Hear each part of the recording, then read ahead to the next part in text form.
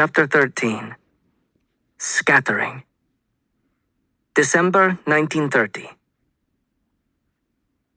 Slavko, Mama, and I stood at the train depot in the bitter cold to see Auntie Paulina and Tanya off.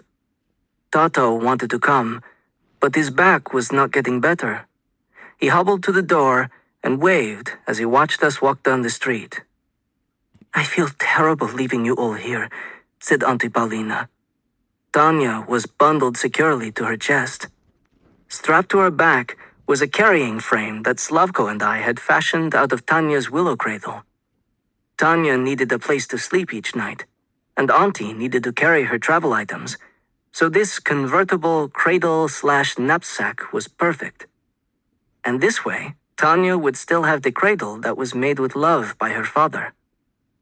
Just then, the train pulled up, and a tired-looking attendant stepped down. He helped Auntie and Tanya up the steps, and they settled into a seat beside the window. Auntie's face was wet with tears as the train pulled away a few minutes later. We stood there waving until it chugged off into the distance. I would miss Auntie's spirit and Tanya's cheerful babble. But I was so glad that they would be safe, and I was proud that Slavko and I had provided money for their escape. As we walked back home in silence, I felt the edges of a paper in my pocket.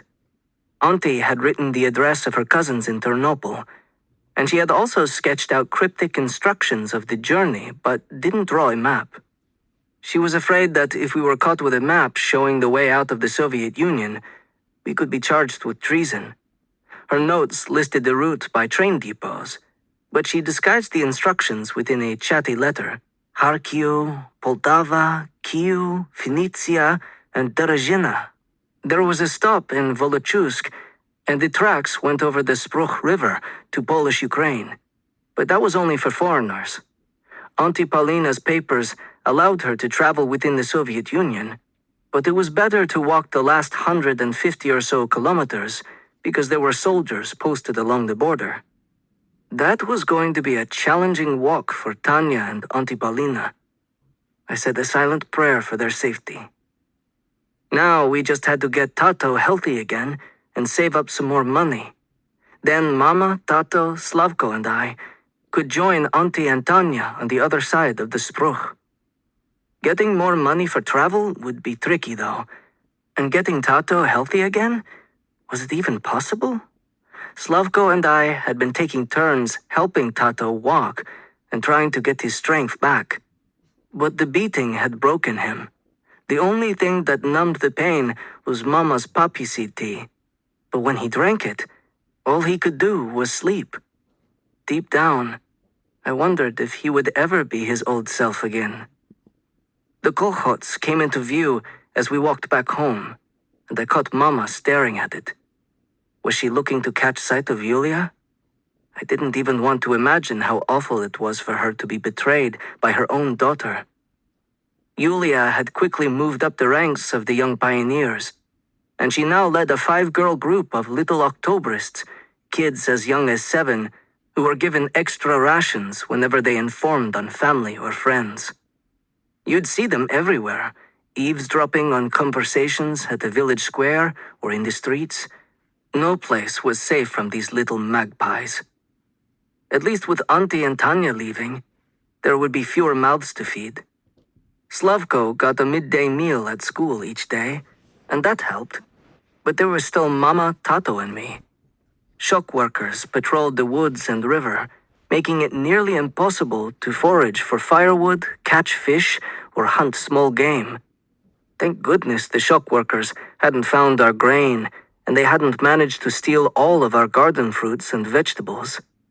As it was, we lived mostly on watery soup, but without Auntie Paulina's seed grain and our garden produce, we wouldn't even have had that.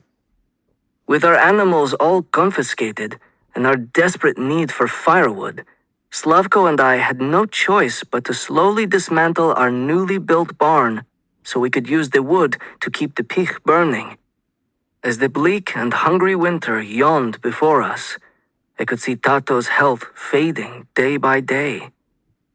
As the end of December approached, Tupolev sent around a notice reminding us that Rіздво, Christmas, was now illegal, and anyone caught celebrating the January 7th holiday would be punished.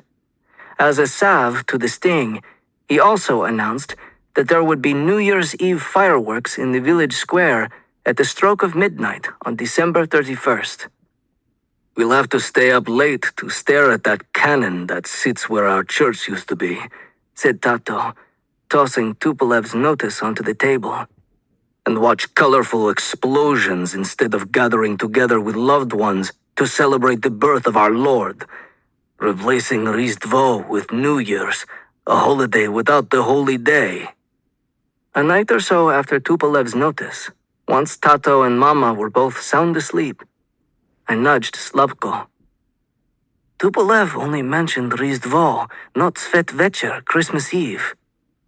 I think it would raise our parents' spirits if we managed to observe Svetvecher."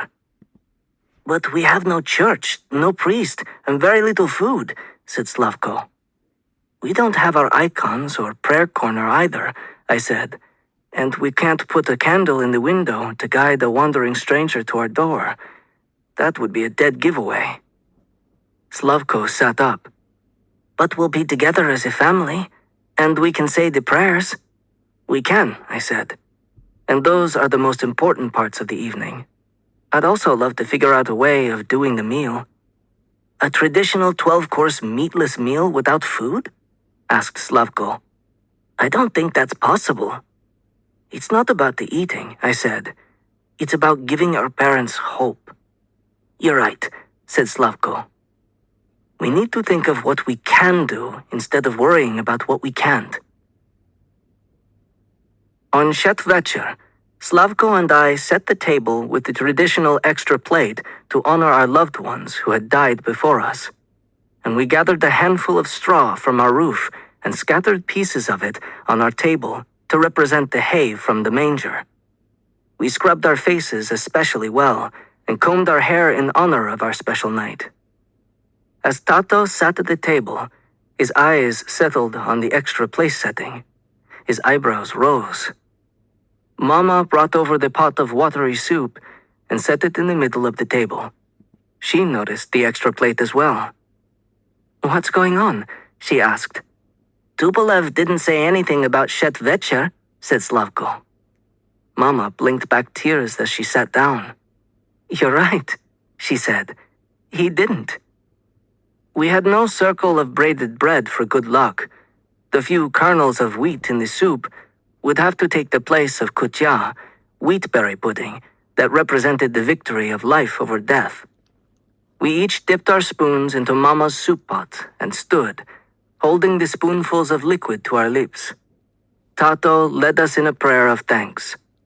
Thanks for those of us still here, and thanks for those in our memories. We prayed for a better future for our family, our village, and our country. And we prayed that Stalin would come to his senses. We prayed that Paulina and Tanya were safe and would soon get in touch with us. We also said a prayer for Yulia, and my heart ached at the choices she had made. I savored each spoonful of watery soup as if it were one of the delectable 12 courses from Christmas Eve's past. I looked around the table at Mama, Tato, and Slavko, and I was so very grateful for all that I had.